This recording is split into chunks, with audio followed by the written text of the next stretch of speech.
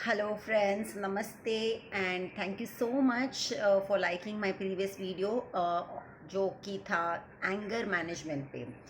हम गुस्से को मैनेज करने की हमने कुछ तरकीबें, कुछ स्टेप्स देखे थे हमारे लास्ट वीडियो में। आई होप आप में से कईयों ने वो सारे टेक्निक्स जो है उसमें उनमें से कोई टेक्निक्स कुछ टेक्निक्स अपने अपने ऊपर ज़रूर यूज़ किए हो और एक्सपेरिमेंट किए हो। And if not then you can please try that. जैसे मैंने लास्ट टाइम प्रॉमिस किया था कि हम एक सीरीज़ में आएंगे 3 टॉक्स के साथ। सो पहला वाला जो था वो एंगर मैनेजमेंट था। This time it is going to be stress management और next time I will be coming up with time management. तो हम आए दिन बोलते रहते हैं बहुत स्ट्रेस है, बहुत स्ट्रेस है, काम का स्ट्रेस है, घर का स्ट्रेस है, बच्चों का स्ट्रेस है, इसका स्ट्रेस, उसका स्ट्रेस।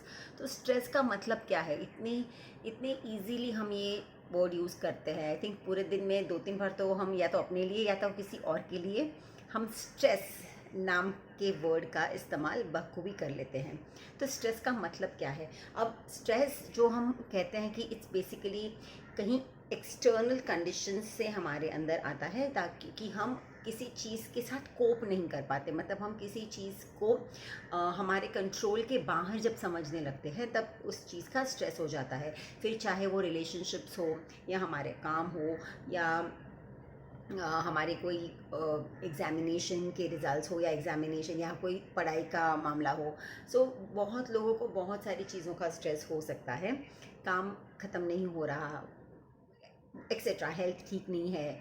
तो बहुत सारी चीज़ों का स्ट्रेस हमें हो सकता है कि जो चीज़ हम कोशिश कर रहे हैं कहीं या कोशिश में कम पड़ रहे हैं, लेकिन हमारी वो चीज़ नहीं हो रही है। तो हम कहीं ना कहीं अपने आप को मजबूर फील कर रहे हैं कि एक तनाव सा महसूस कर रहे हैं कि नहीं, ये नहीं हो रहा। तो हम बड़े दबाव में रहते हैं, हमेशा हमेशा एक चिंता बनी रहती है। इसे स्ट्रेस कहते हैं। अब स्ट्रेस जो है वो दो तरह के होते हैं। एक जो यूजुअली हम इसे नेगेटिव सोचते हैं कि स्ट्रेस हमेशा नेगेटिव चीज़ों के लिए आता है। जैसे कि कोई बुरी चीज़ हो जाती है तब नेगेटिव आता है। जैसे फॉर एग्जांपल अगर मैं किसी पे डिपेंडेंट हूँ इमोशनली या फाइनेंशियली, तो अगर वो इंसान मेरी ज़िंदगी में नहीं रहता तो मुझे एक तरह का स्ट्रेस हो जाता है कि ओ माय गॉड, हाउ मैं कैसे कोप अप करूँगी। मतलब मुझे इतनी आदत थी एक पर्टिकुलर इंसान की, क्योंकि उसके रहते मेरी ज़िंदगी बड़ी आराम से गुजर रही थी, इमोशनली, फाइनेंशियली, फिज़िकली। अब अचानक से कोई नहीं है तो हम कैसे कोप अप करेंगे। सिमिलरली तो ये वाले स्ट्रेस जैसे रिज़ल्ट जो हम जैसे सोच रहे थे वो उस दैट लेवल का रिज़ल्ट हमें नहीं मिला। तो हमने बहुत मेहनत की लेकिन फिर भी कई छोटे थोड़े बहुत मार्क्स के लिए हम पीछे पड़ गए। तब तो क्या करेंगे? तो इस चीज़ का स्ट्रेस कि अब हमें जहाँ चाहिए था वहाँ हमारा एडमिशन नहीं होगा, हम जो करना चाहते थे वो नहीं होगा। तो इस तरह से ये भी एक स्ट्रेस बिल्ट हो जाता है अपने अंदर।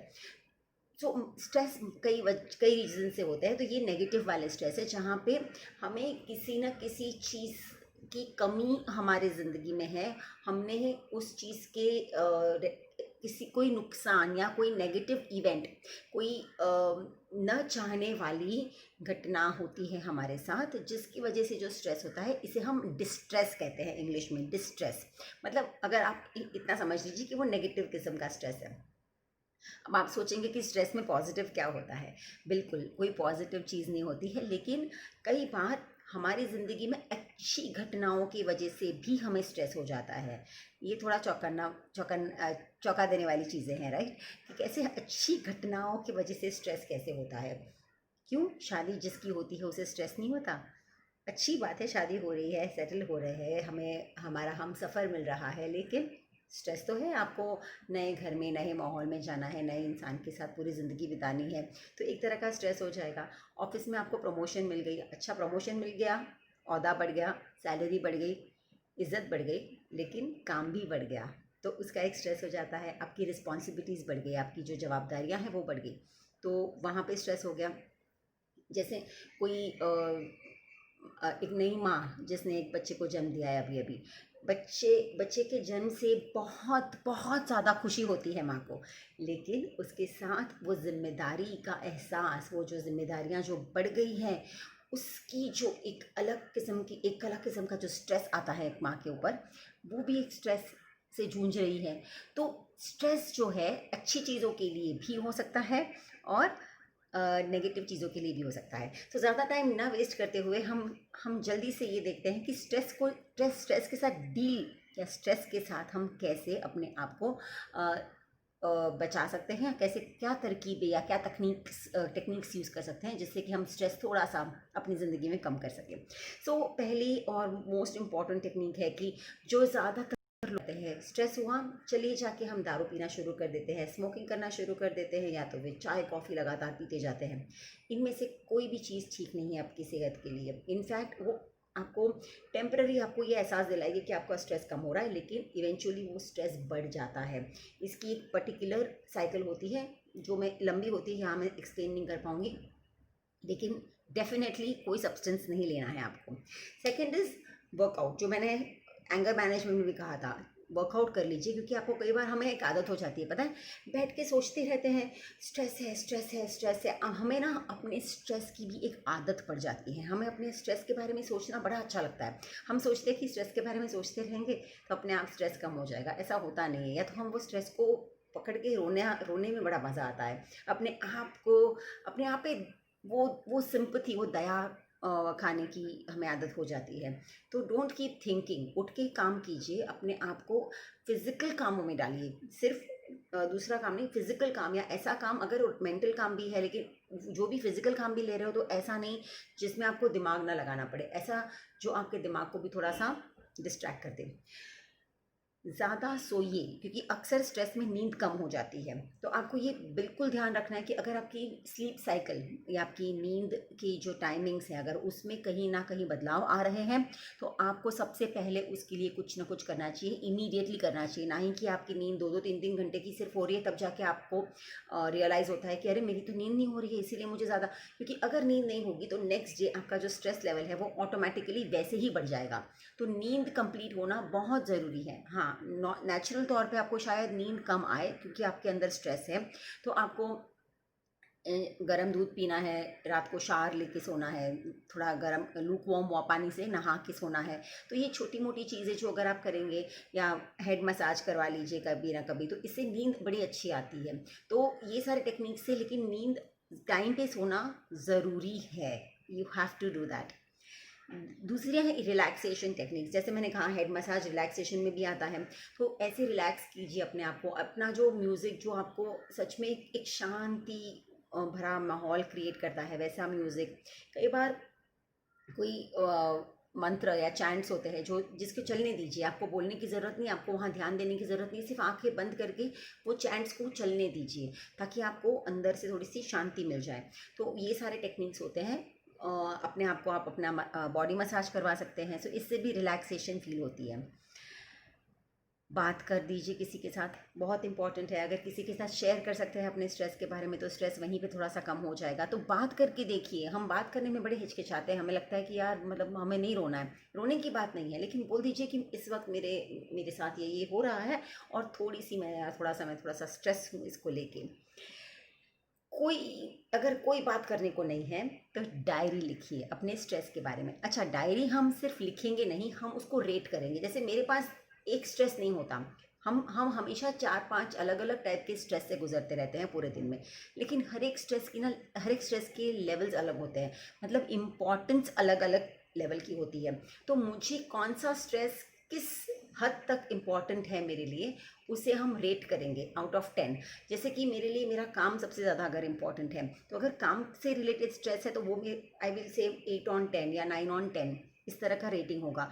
अगर मेरे लिए घर का काम या आज घर क्लीन नहीं हुआ, अगर वो वाली स्ट्रेस इंपॉर्टेंट है तो उसे मैं कहूँगी 5/10, मतलब वो इतना इंपॉर्टेंट नहीं है। अगर नहीं भी हुआ तो कोई ज़्यादा नुकसान नहीं है उसमें, लेकिन मेरे लिए अगर वो बहुत ज़्यादा इंपॉर्टेंट है, जैसे कि मैं चैन की सांस नहीं ले पाती अगर मुझे मेरे आसपास सारी चीज़ें ठीक ना हो, तो फिर मेरे लिए वो भी 9/10 हो जाएगा। तो आपके पर्सनैलिटी, आपकी नेचर के हिसाब से कौन सा स्ट्रेस आपके लिए बहुत ज़्यादा चिंताजनक है, उसे रेट करना शुरू कीजिए, ताकि जब आपको इसके हल ढूंढने हैं तो जो वाला स्ट्रेस सबसे ज़्यादा इम्पॉर्टेंट है, आप उसको पहला इम्पॉर्टेंस देंगे।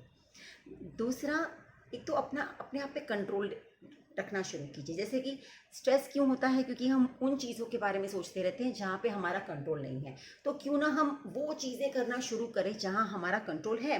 तो हमारा कंट्रोल हमारे रूटीन पे है, हमारा कंट्रोल हमारी सेहत पे है, हमारा कंट्रोल हमारी नींद पे है। तो इन चीज़ों का कंट्रोल तो एटलीस्ट ले सकते हैं हम। तो उन चीज़ों का कंट्रोल लेना शुरू करें ताकि हम आसानी से एटलीस्ट हमारे अपने आप को अगर हम खुश या ताज़ा या फ्रेश या अच्छे सेहत में पाएंगे, तो तो एटलीस्ट 50% जो वो एड ऑन स्ट्रेस होता है वो कम हो जाएगा। एटलीस्ट वो एक बहुत बड़ी पॉसिबिलिटी है कि वहाँ स्ट्रेस कम हो जाए। टाइम मैनेजमेंट, इस पे हम नेक्स्ट पूरा सेशन लेंगे, लेकिन इस वक्त इट्स वेरी वेरी इंपॉर्टेंट कि आप टाइम अच्छे से मैनेज करें, क्योंकि ज़्यादातर लोगों के जो इश्यूज होते हैं वहाँ पे टाइम क्योंकि मैनेज नहीं कर पाते। बहुत सारे इकट्ठे जिम्मेदारियाँ इकट्ठी ले ली हैं, बहुत सारी चीज़ों के अंदर आप अपने मैं ये भी करूँगी वो भी करूँगी ये भी करूँगी, लेकिन अब मैनेज नहीं हो रहा।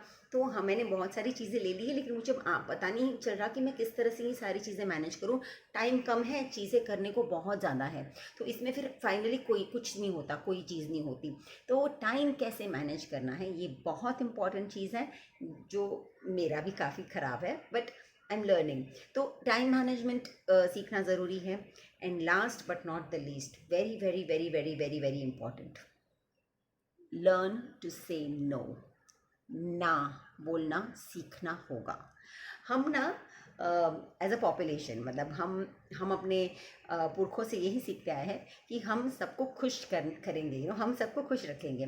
सबको खुश रखने के चक्कर में हम अपनी खुशी नहीं देखते, या तो कई बार लोगों को भी खुश करते हैं, अपने आप को भी खुश करते हैं, और हमेशा ऐसे कोई मोड़ पे इस चीज़ को लाना चाहते हैं कि जहाँ दोनों ही खुश हो।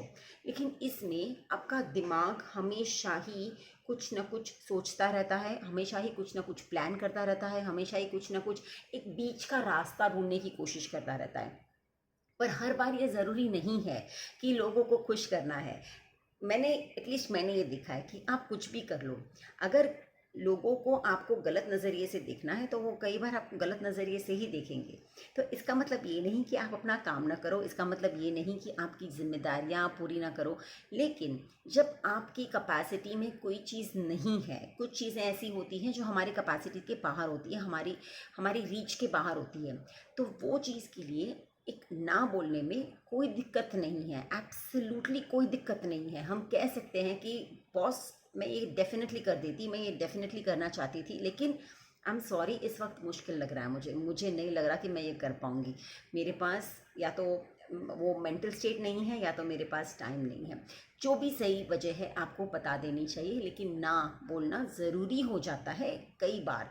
सामने वाले को शायद एक पल के लिए बुरा लग सकता है, लेकिन आगे चल के आपके रिलेशंस नहीं ख़राब होंगे डेफिनेटली। और सबसे बड़ी बात, ये हाँ, एक हाँ की वजह से आपको जो एक अननेसेसरी स्ट्रेस उठाना पड़ रहा है वो नहीं उठाना पड़ेगा।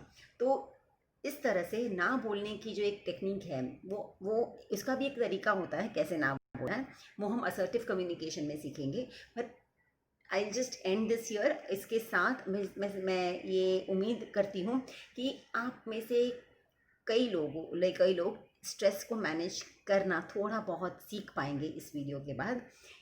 आप प्लीज़ अपने कमेंट बॉक्स में रखिए और आप डालिए, और प्लीज़ शेयर कीजिए वीडियो अगर आपको पसंद आया हो तो। और स्पेशली क्योंकि ये वीडियो हिंदी में है, ऐसे वीडियोस जो अब हिंदी में आने वाले हैं, काफ़ी लोग हैं जिन्हें मेंटल हेल्थ को लेके जानकारियाँ नहीं है, उनको पता नहीं चलता मेंटल हेल्थ क्या होती है, इन चीज़ों के साथ कैसे डील किया जाता है। तो प्लीज़ इस वीडियो को शेयर कीजिए, क्योंकि हिंदी में वीडियोस बनाने की एक मेन वजह ये है कि ज़्यादा से ज़्यादा लोगों तक हम इस मेंटल हेल्थ वाले इशू को लेके पहुंच सकें। Thank you so much, please share कीजिए, लाइक कीजिए और सब्सक्राइब कीजिए। Thank you.